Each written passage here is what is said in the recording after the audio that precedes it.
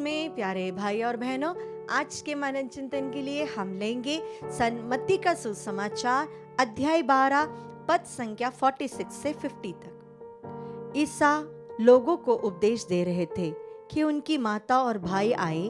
वे घर के बाहर थे और उनसे मिलना चाहते थे।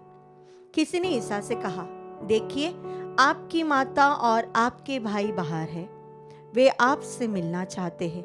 ईसा ने उससे कहा, कौन है मेरी माता, कौन है मेरे भाई?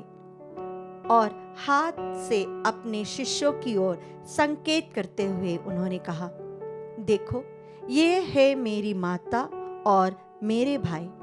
क्योंकि जो मेरे स्वर्गिक पिता की इच्छा पूरी करता है वही है मेरा भाई, मेरी बहन और मेरी माता। प्यारे विश्वासियों, सबसे अधिक चर्चा करने वाली माता मरियम की मातृत्व पर प्रश्न उठाने वाला एक पैसेज है ये। कई लोग कहते हैं कि माता मरियम के और भी बच्चे थे, शायद इसीलिए ही उन्होंने ये लिखा है कि उनके भाई और बहन भी आए थे। लेकिन कुछ दिन पहले मैं किसी से बात कर रही थी। मैंने उनसे पूछा, आपके परिवार में कितने बच्चे हैं? उन्होंने कहा 5 बच्चे। तो मुझे एक डाउट हुआ, क्योंकि मुझे पता था, मैंने कहीं से सुना था कि इनके परिवार में सिर्फ 3 बच्चे हैं। तो मैंने फिर से पूछा, आपके परिवार में कितने बच्चे हैं? हम 5 बच्चे हैं। तो मैंने कहा, हमने तो सुना था आपके 3 हैं। तो उन्होंने कहा, नहीं, हम परिवार में 5 बच्चे हैं, हम भाई बहन 5 हैं। मैंने फिर से पूछा, आपके मम्मी पापा के कितने बच्चे हैं? तो उन्होंने कहा, मेरे मम्मी पापा के 3 और चाचा के 2, लेकिन हम सब एक ही परिवार के हैं। ये जॉइंट फैमिली सिस्टम जो होता है, वहां पर हम कभी भी एक माँ के बच्चे ऐसा नहीं कहते। परिवार में कितने बच्चे, सब बच्चों की गिनती लेती है। यहाँ पर कई बार थियोलॉजिस्ट ने कहा, शायद Jesus belong to a joint family, जहां पर सभी को अपने भाई और बहन कहा जाता है।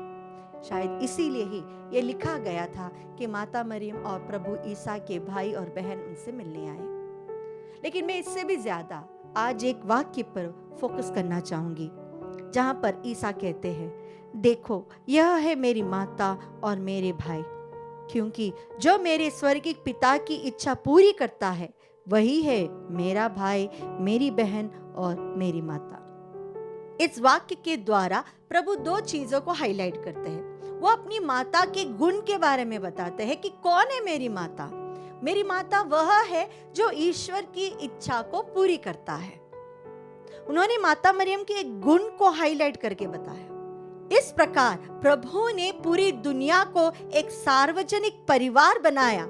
हर कोई वो व्यक्ति जो प्रभु के वचन को सुनता है, उसके वचन के अनुसार जीवन जीता है, वह उस परिवार का अंग है। It is a universal family, a family which obeys God, which loves God. हर कोई जो ईश्वर को प्यार करता है, हर कोई जो ईश्वर के वचन के अनुसार अपना जीवन जीता है। हम यह प्रश्न ना देखें कि कौन क्या है, हम यह देखें कि हम इस परिवार में प्रभु की इच्छा और प्रभु को कितना प्यार करते हैं। क्या हम प्रभु के आज्ञाओं का पालन हमारे जीवन में करते हैं? क्या हम प्रभु को अधिक प्रेम करते हैं? जो व्यक्ति प्रभु को प्यार करता है वो प्रभु की आज्ञाओं को मानता है। हम यह वाक्य संत यूहन्ना के सुसमाचार प्रभु अपने शिष्यों को सिखाते हैं, जो मुझसे प्यार करता है वो मेरी आज्ञाओं का पालन करता है। आज्ञाओं का पालन वही कर पाएगा जो प्रभु से प्यार करता है। अगर हम अपने माता पिता को प्यार नहीं करते तो हम कभी भी उनकी आज्ञाओं का पालन नहीं कर पाएंगे। दिखाने के लिए जरूर, जस्ट टू शो, लेकिन सच में दिल से वह प्यार नहीं होगा। इसीलिए प्यार ही सबसे बड़ा है। प्यारे भाई और बहनों, आज जब हम इस वचन को हम मनन चिंतन करें, हम यह देखें, क्या हम स्वर्गिक पिता की इच्छा को पूरा करते हैं हमारे जीवन में? हम जॉब करते हैं, हम घर में काम करते हैं, कॉलेज में पढ़ाई करते हैं, स्टूडेंट्स हैं, हम प्रीस्ट हैं, हम सिस्टर्स हैं, हम फॉर्मीज हैं, हम जो कोई भी हो, हमारे पर्टिकुलर फील्ड में हम जहां हैं, क्या वह कार्य करते वक्त क्या हम अपने आप को पूछते हैं ये ईश्वर की इच्छा है या नहीं? एक बार कोशिश करके देखिएगा, जब भी आप कुछ कार्य करें, प्रभु से पूछिए, प्रभु क्या करना है, और प्रभु आपको सही बात बता कर देगा। प्रभु आपकी आत्मा को ट्यून करेगा उसकी इच्छा को सुनने, उसकी इच्छा को समझने के लिए। हम रेडियो सुनते हैं, रेडियो को पुराने ज़माने में जो डब्बे में हम सुनते थे, उसकी फ्रीक्वेंसी को हमें सेट करना पड़ता था, हम ट्यूनिंग करते थे। एक बार हमारी ट्यूनिंग क्लियर हो गई, सेट हो गई, तो हम रेडियो में जो भी कहा जाता है बहुत साफ सुनाई देता है। उसी प्रकार हमारे आध्यात्मिक जीवन में भी एक पवित्र आत्मा के साथ हमारी ट्यूनिंग होनी चाहिए।